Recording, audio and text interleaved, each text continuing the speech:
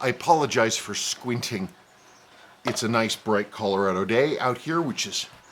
Till it's like, ah. Yeah. Didn't used to be this bright here when I was growing up. We didn't have days where you were like, "God, if I don't have sunglasses, I'm gonna go blind." But sometimes we do. It's a high UV day. Anyway, it's Friday. Yes. Doesn't seem to be a single thing that anybody can do about it. So Nope. all we can do is roll with it. I have the scepter of authority. Anyway. He tried using it as a talking stick. It didn't work. Yeah, I figured, took it upstairs. This is the talking stick to stop all the over-talking at dinner, and didn't work. Oh well. Nope. A system is only as good as the maintenance it receives. Well, the problem is we all have ADHD, so we'll be talking about something, and then it'll be like, "Boop," and talking about something else, and so it doesn't work. Yeah, I know. Rocket, it's okay, man. Rocket. Rocket said he wants a WALK, and We're doing this video first. Okay, well let's pause and do okay. he just set this for me, so I'm wearing it. Yeah, this is a watch that I built out of parts and pieces. So, for anybody being like, "Oh my God," which I would certainly understand because I would too. It's not as impressive as it looks. Genuine Rolex 1570 movement. It's a reprinted dial, and hands, or all of it's been loomed to match. That's an original insert and rotating ring. Case is aftermarket. Bracelet is either a really good aftermarket or something. I'm not sure what it is, but it's a good watch and it looks perfectly beautiful, and she can wear it every day without fear. Okay, so now I guess it's my turn. Are you gonna? Where are you? This is my 7549 7010 golden tuna. It's the JDM version, so it doesn't have the SQ on the dial. It just says professional, and even though you can't see it, it's a kanji English day wheel. The beautiful golden tuna. It's just such a unique watch. Nobody made anything like it before or since. It's titanium coated with titanium nitride. Very hard scratch-resistant coating. I think it might have been one of the first, anti-scratch coatings Seiko used.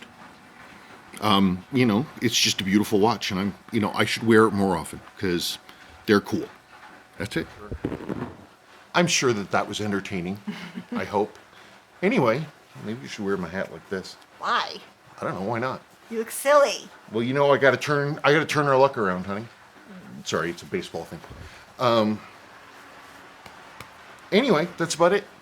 Let's read. Okay. If you want to. Sure. Okay.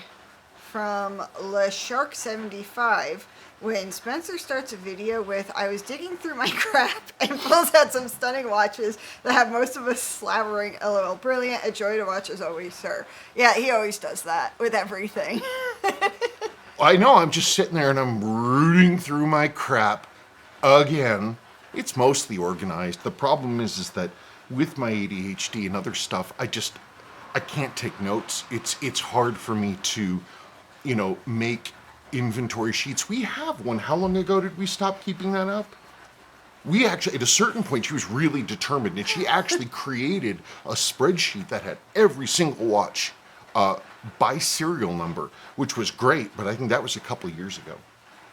Yeah. Oh, I'm not how much criticizing. has it changed? Well, we've added a lot of stuff. We've sold a fair amount of stuff since then. It's not your fault. I'm also not maintaining the system. Our system is no system. Our system is whatever we can figure out that needs to be done at that moment. And hope for the best. And hope for the best. Hopes that everybody just, we just get to where we're going. That's all we need to do. Do you see all the bumper stickers? No.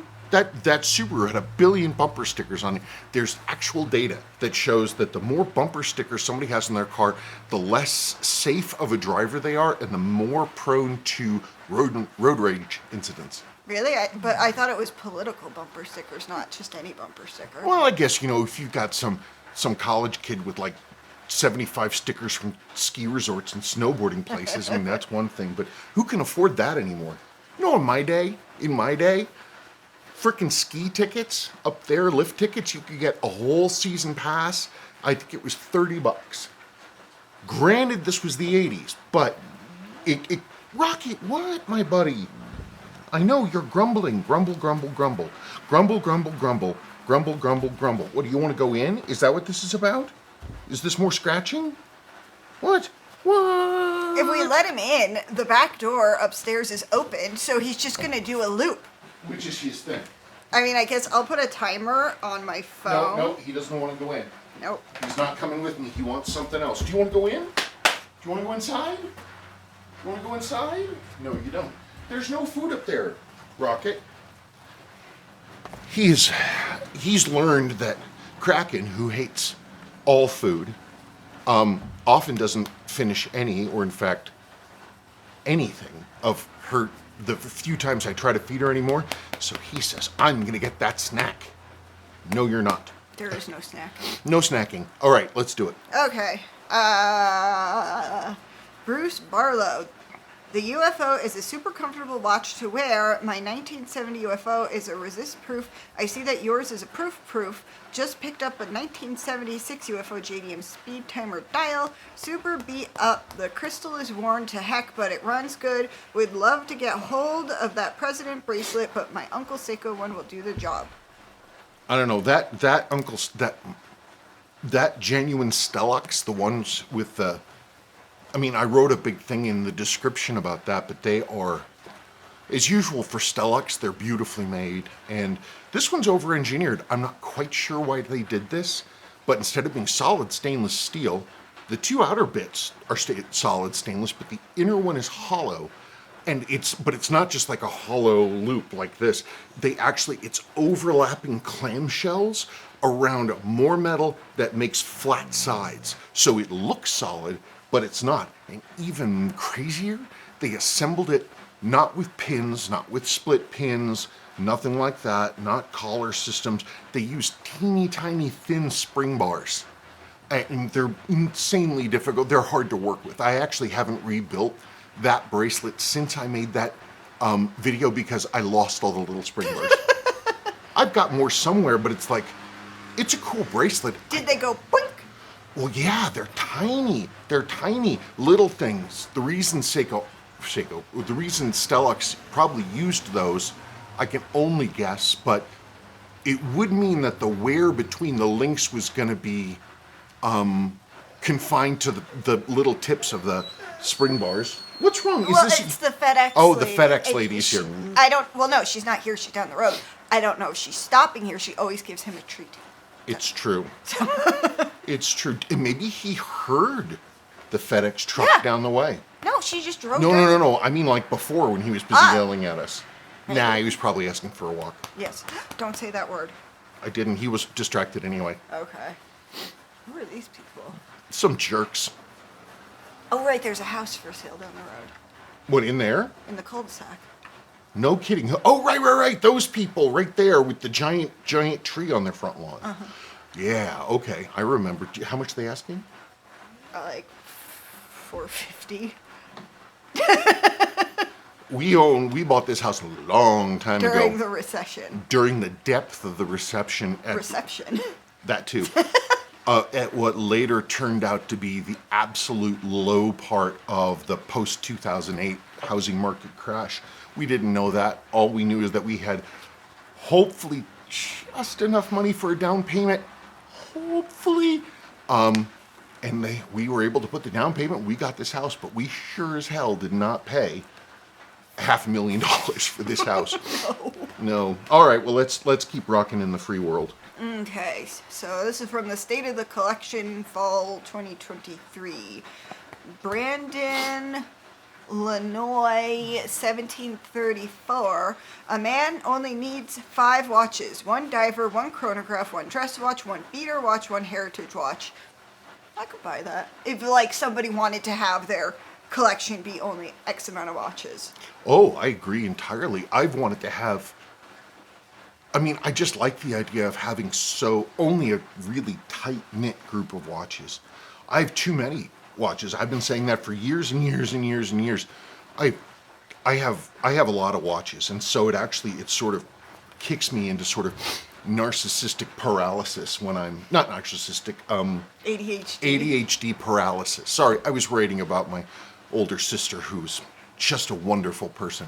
Anyway, but I've got too many watches, but I really only wear like, how many actual of my watches do I actually wear? It depends on your mood. You cycle through them. You'll wear one for like a couple weeks, month, and then suddenly you'll change. I just get super bored and I just can't handle it anymore. No, he likes when there's a delivery driver. He likes to. Sorry, doggy. Sorry, doggy. No treats. He likes to go into the house to bark, because then he's protected by by the house. No, sorry, man. You're not getting anything. I'm sorry.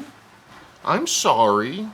If we pause for a second, I will get him a treat. We'll be right back.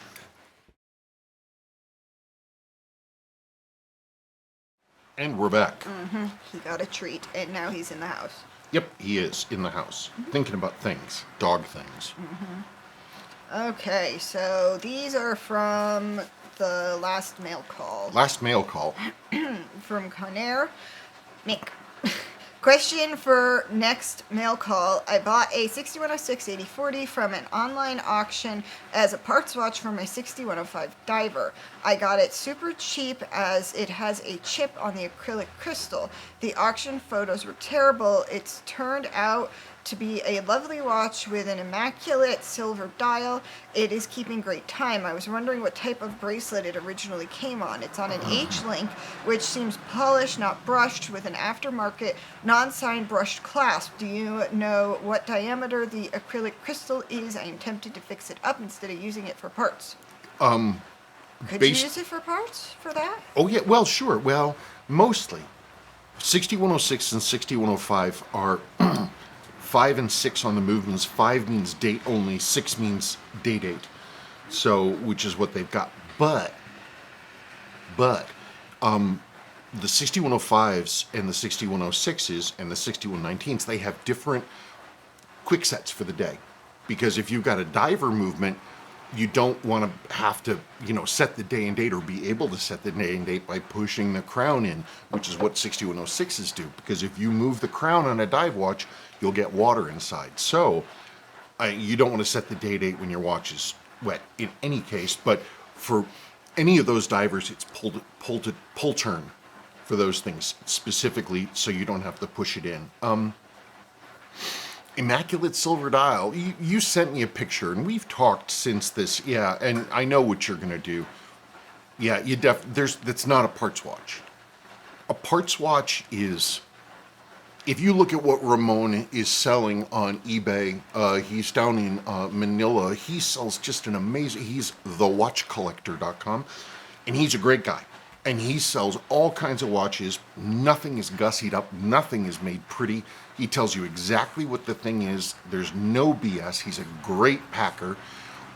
So just check out his stuff. He always has batches of old beaten up watches, almost entirely Seiko.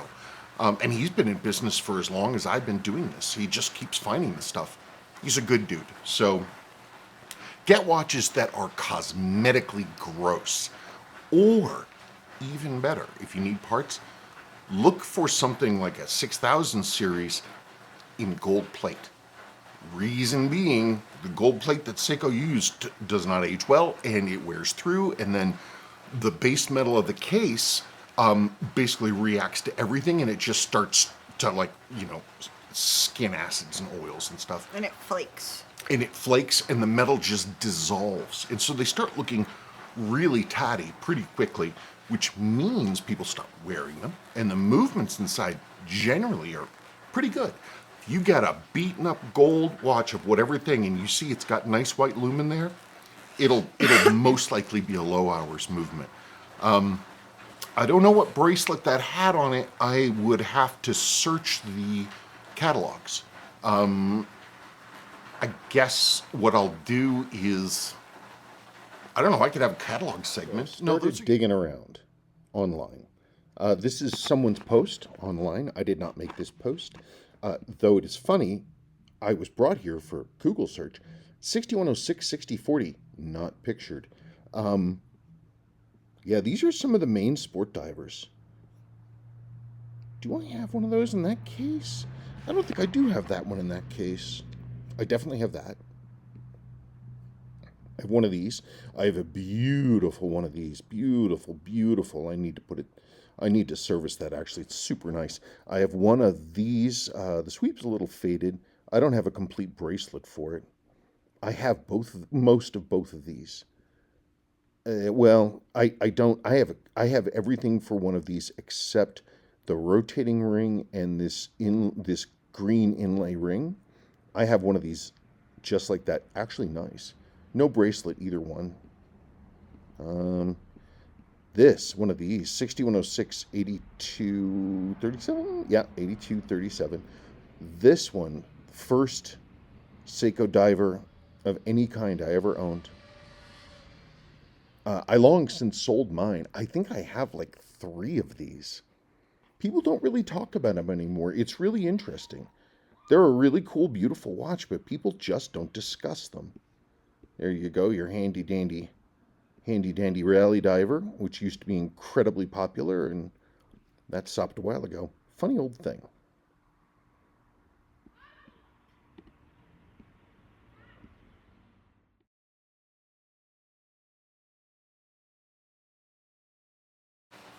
Ned Flanders 3769, cool shirt Sabrina, does Spencer dig the dead too?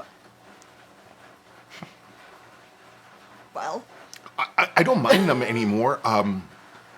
Back in the day, I mean, I was a new waver. I was not quite punk. I mean, X is punk, but you it's were not. yeah. But I'm absolutely like, I don't know. Well, he said, I'm a big fan, never saw a show though. No, big fan of the Grateful Dead. I'm sure he's a fan of you too. I don't know. When I was a kid and when I was a teenager, especially like in the mid late '80s, when it was like the rebirth of Dead World, when they released that new album, I will get by. I don't know. I knew a lot of really. I don't know. It's just one of those things. I never meshed well with Dead fans, but I think when I was younger, but I think a lot of that had to do with my just insane snobbery at the time, which I am working on dumping. These days, Dead doesn't bother me. Nope. Never saw a show though, had a chance in 94 but missed it. I think their stuff from the 70s was the best. In 2011, I went to a Further concert at freaking Bethel, where Woodstock was. Should you explain what Further is? It's Grateful Dead without Jerry Garcia. I don't think they're touring anymore though, but it was an experience. Well, I thought John Mayer was playing with Further. I don't remember. I had so many beers. No, I swear to God, like he somehow fell in with them somehow or met with them, and I don't know, but yeah, I remember reading a few years ago that he like played with them regularly. Huh? I mean, Phil Lesh God knows how old he is. Boomers are what? They're like in their 80s now. Today is 70s or 80s. Is my egg donor's 70th birthday. I hope she's having a wonderful birthday. I hope she's having just a wonderful birthday in her RV in a parking lot where she's checking in other RVs. Yes. Anyway. Neil Sengupta 662. Hi S&S. Don't worry about the slow-mo last week. It was a hilarious blooper. I think I figured out what I did wrong. What'd you do? I was trying to find a way with my primitive video editing software. My problem is when I figure out how to do something one way, I usually just stick to that simply because I don't want to bother learning another system.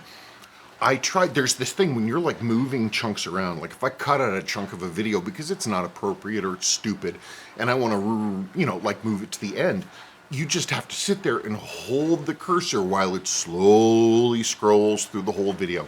This is iMovie. And it's really stupid, so I was trying to find a workaround. And what I think I did was I pulled out a section, put it below, and then I think I was trying to move it again. And I think what I did is I deleted all the information in that strip, so you couldn't see it anywhere to move it. But I had also potentially set that one to have slowdown, and so it was overlapping these other sections, and I couldn't find it to undo it. That's the only thing I can Well, think. at least you figured it out. So, Fantastically annoying. you talked about bad cases for Lapinus. Can you show examples of cases that you consider need work? I think it'd be a harder challenge to find ones that don't. But I'm happy to put in some cases. The old guys who bought these things in the 60s and the 70s, I have no idea why this is the case. They just beat their watches to death. They would wear them and wear them and wear them and wear them. A lot of times it looks like they never took them off, and they didn't give a damn what they looked like. God, there was one watch. I remember this. Guy was a veteran. He had bought it on board his ship at the PX. It was a 70s sport diver, and he worked in the Navy. And I guess at a certain point, he was working around the anchor, which has all kinds of crazy grease around it, all kinds of stuff, working on crap like that. And the bracelet was completely packed with grease, but he'd left it for like 35 years. And so everything inside, all the dirt had just been bonded into this old grease. It took me, oh God, it had to be 5 or 6 different ways and passes of cleaning to finally get that thing. It sat in a jar of gasoline for a week, and that wasn't enough to do it. Anyway, so a lot of these old cases are just beat to hell because the guys didn't take care of their stuff, which is a real bummer. I thought that we were better as a people. We're supposed to be responsible. We're supposed to take care of our things. Oh no, but these wonderful people, you know. Well, it was just a utility watch for them. They didn't care. It's just so wasteful. Ooh, there was almost an accident. It's just wasteful. You know, maintenance can be done. It just drives me crazy. People are driving cars to death and just not taking care of anything. It drives me nuts. I mean, I don't want to turn into a hoarder like Grandpa Klein, but at a certain point, I'm like, this stuff it's all usable. Yeah, but unlike Grandpa Klein, who kept Broken drill bits in baby food jars and bent nails for no reason, you are keeping this stuff because you could possibly use it in the future. Hey, there went the same car that Sopranos, the son. Anthony Jr., the one that he drove into the high grass and it caught on fire. Anyway, that was the same one.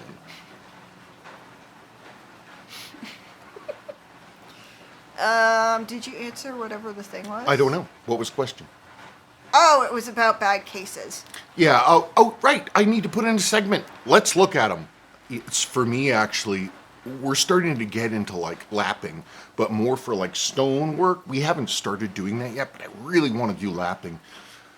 And it would also, in theory, let me start refinishing cases. And I don't like having things done by other people. If I can do it myself, I'd rather just do it myself or ignore it until I forget that it needs to be done.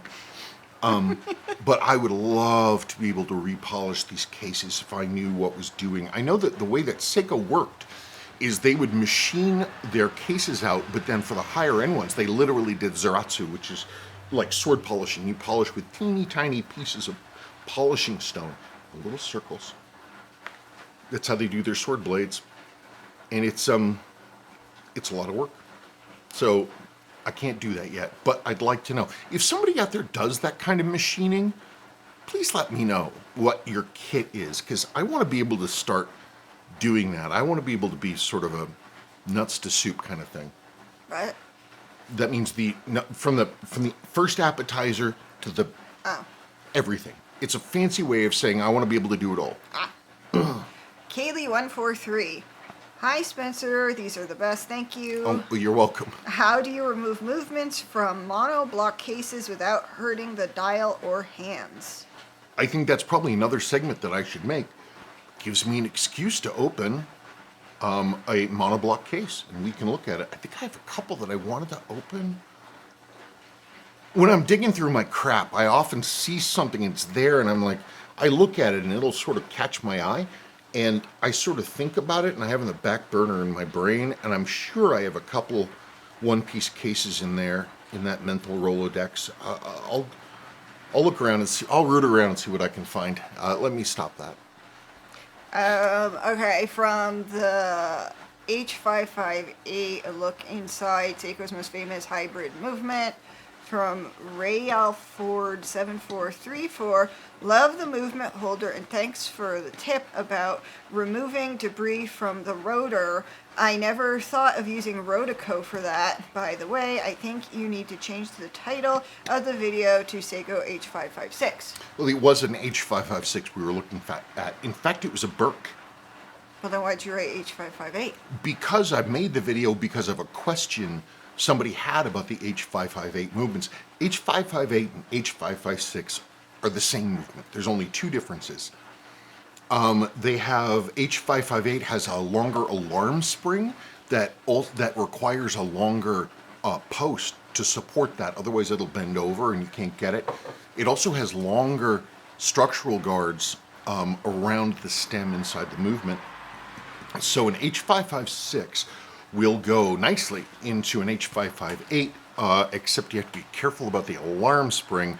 But an H558 cannot go into an H556 unless you cut those guards off, which you don't want to do because those spacer blocks are harder to find than H556. For those of you playing the home game saying, well, okay, that's great. What about H557? Well, let me tell you about the H557. It was a square variant, so a lot of it simply doesn't transfer over. It's simply because it's a different shape. It's square. It's not round. So I think you can, maybe the LCD panel, but not the movement, not the plates. Gears, yes, you can pull the entire gear train section. It's a little like metal module that has the gear train in it that is held in the spacer block. And that's universal. You can pull those out, no problem. I think the coils are too. But I put it in as H558 because that's what most people search for. So I figured that would be more useful for them. That model, by the way, the Burke H558 5050, that was the fourth Seiko used in Aliens, the movie. And I'm proud to say I was part of the team that identified that watch. Prior to that, nobody knew which watch it was. He started... Oh, I'm sorry to interrupt. Oh, I don't care. I interrupt you all the time. He started making a list of all the Seiko things that he came up with or discovered, or like, and the list just kind of kept going. Oh, I've only just started it, and this isn't... A lot of times, I don't think about that stuff. It's usually when I'm drifting across things and thinking about something, and I was like, I think this is how it's done. And then sometimes I'm like, wait a minute. I think I came up with that method. I tried also writing down, I wanted to have it connected to my tips and tricks documentation that I have not been keeping up for the last couple of years. But, in any case, I'm making a list of what I consider to be my accomplishments for a couple reasons. One, I'm pretty hard on myself when it comes to my work and my everything else. And so it's nice to write things down and see some of the accomplishments and successes I've had. And it's nice because you never get a cumulative view of everything. Having a list of it's pretty neat. I don't know which thing I'm most proud of. I don't know. My favorite is when somebody corrects him with information that he said, but he also figured out that information.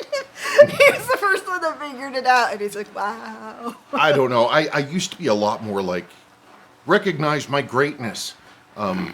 I've always had a problem with, a small degree of, arrogance. And so I really try to sit on myself for that. But there are certain things that I discovered that I'm really, really proud of. And that, honestly, I like taking credit for. I invented the term true pogue. I'm the one that defined what a true pogue was. I am. I'm the first person to have sold one for 4 figures. It's my fault. Yep, I tell him to stop talking up the 007 because soon they're not going to be affordable. It's true. The most recent discovery I'm super happy about is, of course, the Osaka Navigator, which is a model. It was extremely limited edition and it was probably associated with the 1970 World's Fair Expo 70, which was in Osaka, Japan. Based on the serial numbers, they didn't make a whole lot of them, maybe 500, maybe 750. And there's a fair amount of them drifting around. Not a ton, but they're out there. But prior to this, no one knew the model even existed. I owned one for probably 12 or more years. Everybody had told me it was fake, so I ignored it. And then I started looking at stuff again. It's been a good number of years, and I'm a little better at what I used to do than how I used to do what I used to do. And I pulled that watch out that everybody said was fake, and I was looking at it, and I just so happened to have another 6117 that I was servicing for a customer. The same silver dialed model. The only difference between the standard 6117 6400 with the silver dial and the Osaka Navigator is the printing on the dial and the city ring. That's, other than that, it's absolutely identical. People were still like, it's not real, it's not real. Oh, genius person scooting around looking at documentation found the entry in the Seiko casing guide for that model watch with a dial part number and a unique city ring number. It's a real model, and I'm very proud that I discovered that. But most of the other things that I discovered are like things like this screw from the 6138 will also work in this place for the 6200. But I discovered it. Yes. That's all the questions. Really? Yeah, you said there weren't a lot. Oh, no, there aren't a lot. It's true. Well, what do you know? So it's the end of Friday. No. Well, I mean, okay, it's not. We're doing the video earlier than normal. Part of the reason we're blinded. Yes. Wow, no more questions. No. Okay, well, folks, I hope that this was satisfactory in some way. And it's always fun to talk to you people who live in my telephone. Your telephone. My telephone, and I'm always grateful for all you viewers coming and hanging out with us. And I appreciate you listening to our rambling stories of whatever it is we talk about. Mm-hmm. Okay, that's it, folks. I can't think of anything else. Okay. Okay, adios. Bye.